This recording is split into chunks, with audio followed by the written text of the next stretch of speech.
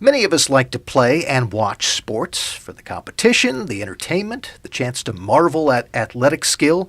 But our next guests have been focusing on a disturbing trend in the sports world. They recently spoke to the John Locke Foundation's Shaftesbury Society on the following theme: the left is hijacking the sports industry and making it their weapon. Our guests are Ed Tiryakian, Associate Professor of Corporate Finance and Business Economics at Duke University, and Jon Pritchett, Senior Vice President of the John Locke Foundation. Thanks for joining us. Thank you. Thank you, Mitch. So this is sort of a disturbing trend if the left is turning the sports world into a political weapon. Tell us how you came to observe this. Well, I'll start. So Ed and I have similar backgrounds in that we spent a lot of time outside of public policy and education and in the private world, and both of us a lot of that time in the sports industries. Ed even more so than myself, economics and corporate finance, but I spent a lot of time in the sports industry as well as Ed did. And we're also conservatives, so not only in our profession but just personally in our own views, we've observed what's been going on, and it's been sort of a slow drip, and then suddenly there's been an acceleration of it, and I think most people saw it for the first time. We've been observing it for a while, but with the HB2 incident took place in North Carolina earlier this year and last year, and so we decided let's get together and let's start adding a little bit of science and data, and look at how good this is for businesses, whether it's prudent for people like Disney and ESPN. Let's look at from a constitutional perspective whether this is something that the ACC and the NCAA and other sports organizations should be doing. Is it in their mission? And what does all of this mean for the consumer and for those of us who just enjoy sports, regardless of what our political persuasions are? How is this playing out? So we're talking about the left hijacking the sports industry. How do we see this happening? I would like to point out I was Christian Laettner's agent, just as an aside. So Okay. I do have a deep-rooted love of sports, and having been at Duke for a few years, Duke is one of those rare institutions that has both outstanding academics and wonderful sports, and you just began to see some things that were disturbing. From a corporate finance standpoint, which is what I teach, you've watched the worldwide leader in sports quickly become the worldwide leader in political rhetoric. And this is ESPN we're talking about. This is ESPN. And it's manifested itself in that they had 100 million viewers just 3 years ago, and now they're down in the low 80s, and they've raised their prices, and they're not making money, and Disney knows this, and the claim that has been bandied about for the last year and a half is it's because they're inserting politics into what we all like to do, which is watch sports. And suddenly the number of people who are turning off ESPN is at an alarming rate. And for someone like Disney, as a corporate finance professor, it manifests itself in the earnings. This is what we're seeing, and regardless of what Disney's take on it is, it's clear from their earnings that they were the worst performing stock in the Dow Jones last year. You have to start looking more closely at what's going on. And in the case of ESPN, we're talking about the way the commentators are presenting sports issues, throwing politics into it. But it also plays out in other ways, too, like with these various leagues being involved with trying to weaponize sports. Isn't that right? Sure, yeah.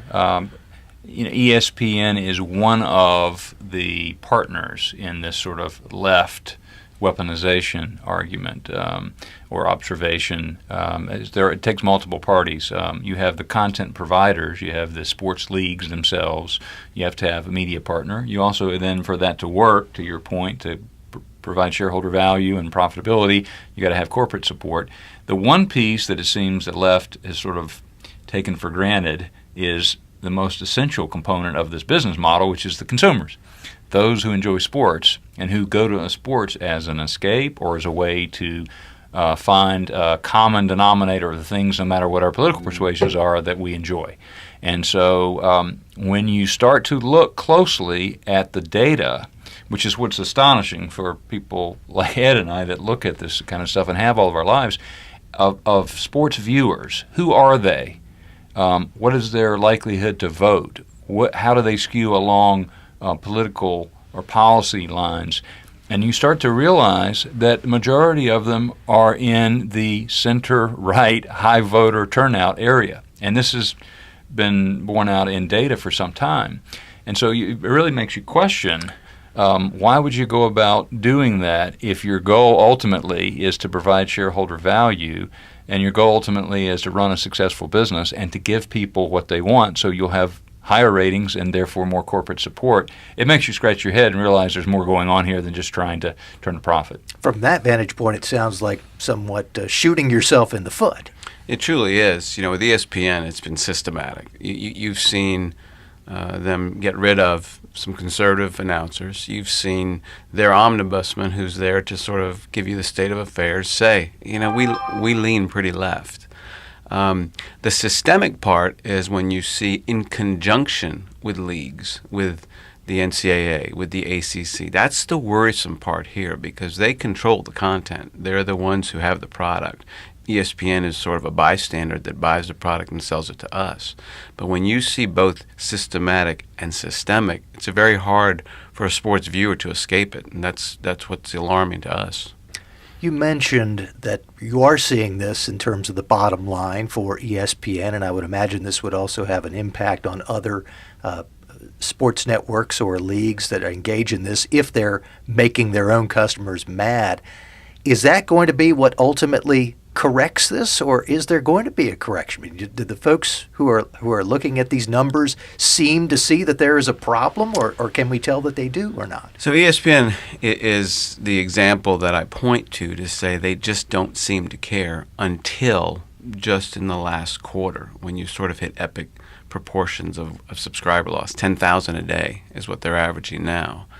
And when you've lost $2 billion in top-line revenue, when your valuation for ESPN, it goes from $50 billion 3 years ago to $5 billion today.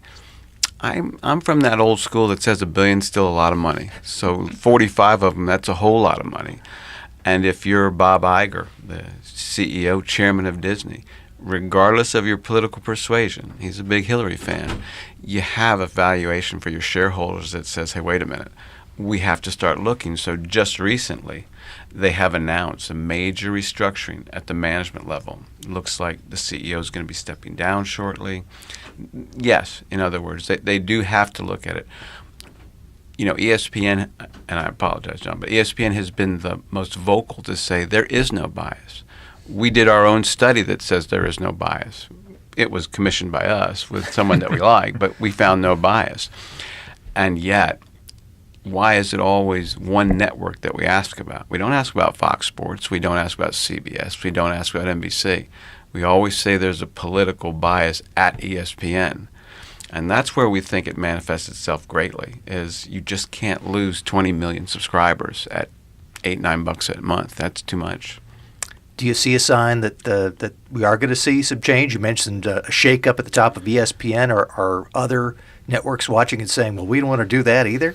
Yeah, my view on this, Mitch, is everything. I don't disagree with anything that Ed said, but I think where you also start to see some pushback is, let's take a look at this whole sort of sports complex.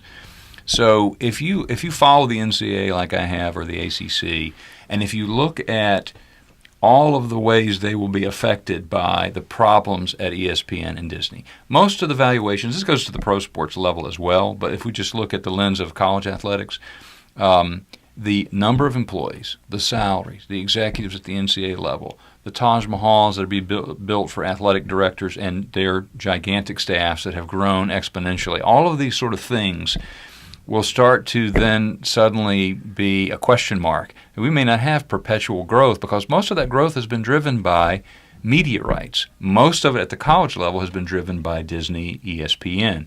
And so if ESPN and Disney don't have the wherewithal, so either someone else has to step in and provide ever-increasing rights fees in order to fuel this continual complex, building new facilities, et cetera, or we'll have an adjustment. And I think we're probably headed for an adjustment.